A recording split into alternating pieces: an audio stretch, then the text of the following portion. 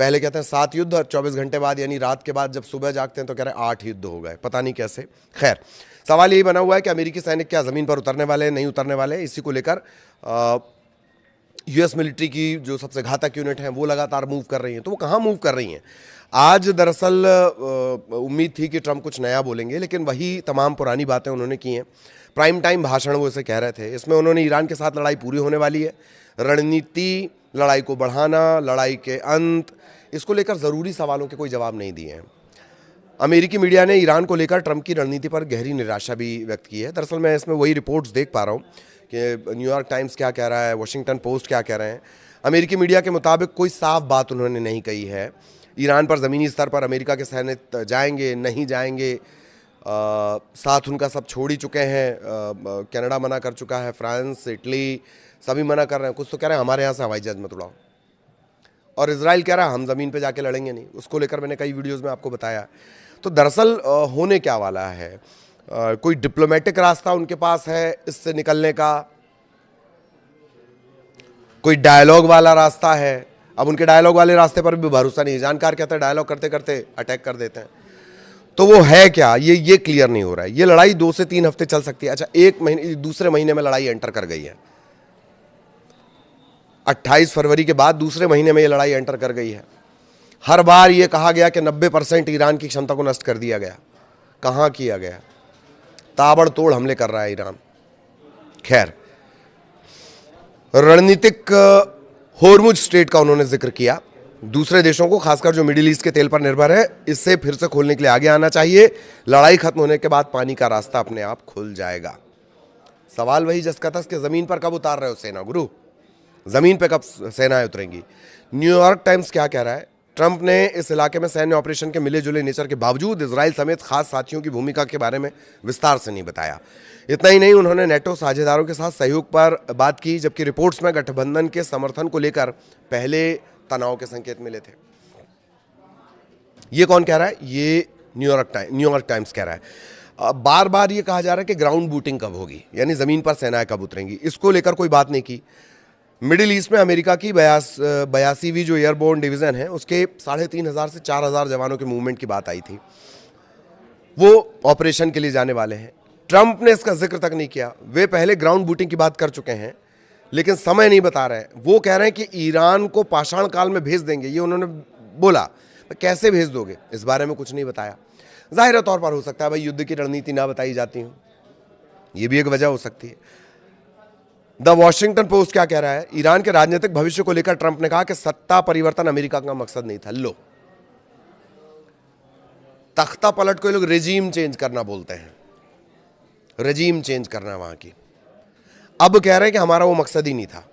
New York times का कहना है, दावा है कि ट्रंप के संबोधन में ईरान के उभरते लीडरशिप स्ट्रक्चर या मुस्तफा खामनेई जैसे का कोई जिक्र नहीं था।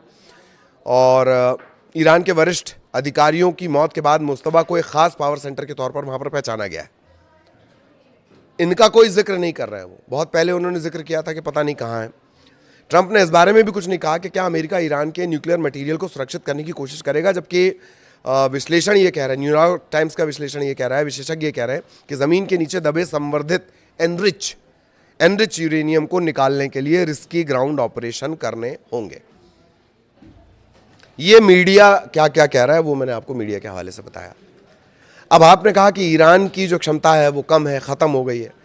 अगर वो सब खत्म हो चुका है तो धड़ाधड़ मिसाइलें कहां से रही? फिर कहां से मिसाइलें आ रही हैं? ड्रोन हमले, तेहरान की तरफ से लगातार ड्रोन और मिसाइल हमलों का जो सिलसिला है वो लगातार जारी है।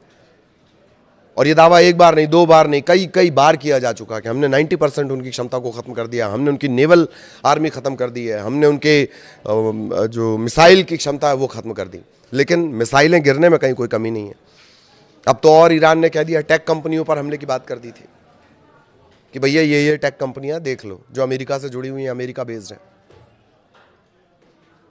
और ये भी कहा जा रहा है, आप कह रहे हैं कि हमारे डायलॉग्स हो रहे हैं, बातचीत हम कर रहे हैं। ईरान ने साफ कह दिया, पेजेश्कियान ने बाकायदा एक पब्लिक पोस्ट की, अमेरिका के लोगों के लिए लेटर उन्होंने लिखा है, पेजेश्कियान ने।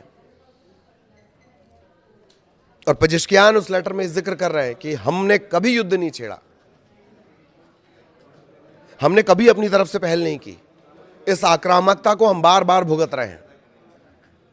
अब फिर उसी सवाल पर आते हैं कि ट्रंप के सैनिक जमीन पर उतरेंगे कब। यह सवाल क्यों उठ रहा है बार बार? क्योंकि आपके 3,500 से 4,000 जो एयरबॉर्न यूनिट है उसके सैनिक मूव कर रहे हैं, वो जाएंगे कहां? विशेषज्ञ कह रहे हैं कि अगर सच में उसके पास यूरेनियम है तो जमीन से निकालना पड़ेगा ना बॉस। वो कौन करेगा?